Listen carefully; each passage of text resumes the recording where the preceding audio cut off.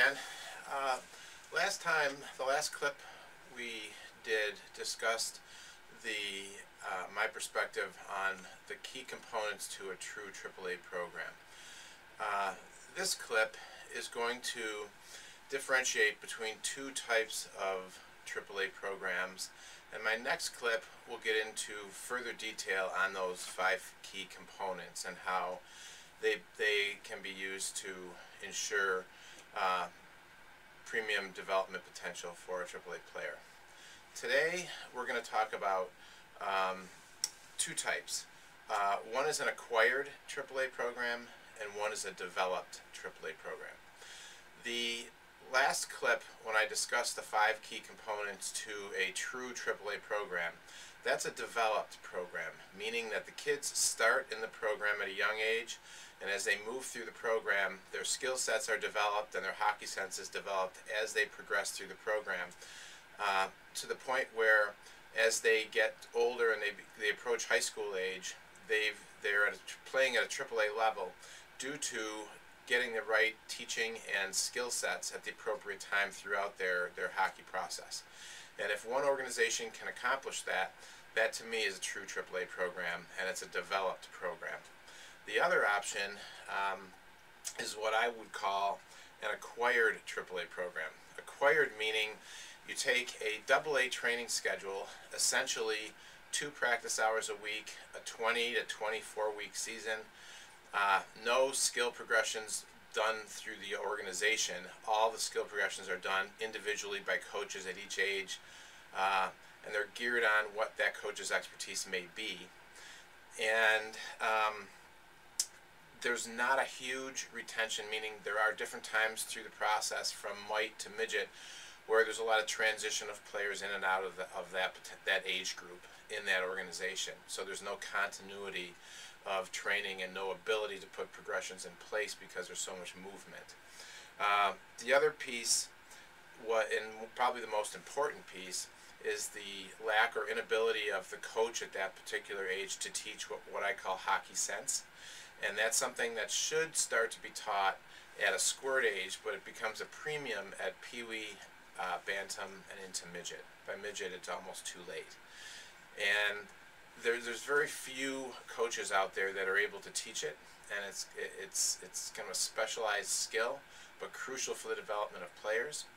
And what happens when those components are missing is you end up with a AA training schedule, which I just described, and you end up with some players on those so-called AAA teams that live with the AA training schedule but go out on their own and find additional basic skill resources, clinics, private lessons, private instruction, camps, things like that. They increase their skill sets, which is absolutely positive in regard to that player. But the thing that also happens is they come back to their original team, and those skills that they developed on the outside help them individually within their team, but it doesn't help the team as a whole. And those individual skills don't translate to hockey sense. Hockey sense is extremely difficult to teach in an individual or private lesson type setting. It takes a team concept, a team approach, step by step by step teaching to teach those. So what ends up happening is those individual players come back with the higher skills. They play together, and you've got a bunch of skilled kids playing together. Short-term results are positive. Long-term results, meaning potential for those players to move on without the hockey sense component to positions in high-level juniors or college, are slim to none. And the stats actually support my theory here. Teams that follow that first approach, that is a developed approach to AAA, you've got teams in Toronto, the Red Wings, the Marlies, Senators, those types of teams do that. In Michigan, you have Honey Baked, Little Caesars, CompuWare that have done it for years. There's similar type programs in Boston doing the same thing. Those players in a developed type AAA program, over 60% of those players go on to play at high end, meaning high end juniors, either OHL or USHL, or college level programs, over 60%. On the other hand, acquired AAA programs, which I've just finished describing, less than 2% of those players end up in those same type programs, high-end juniors or college. And so you can see there's a large discrepancy. If it's a developed AAA program, large number of those kids in that program move on and have great opportunities.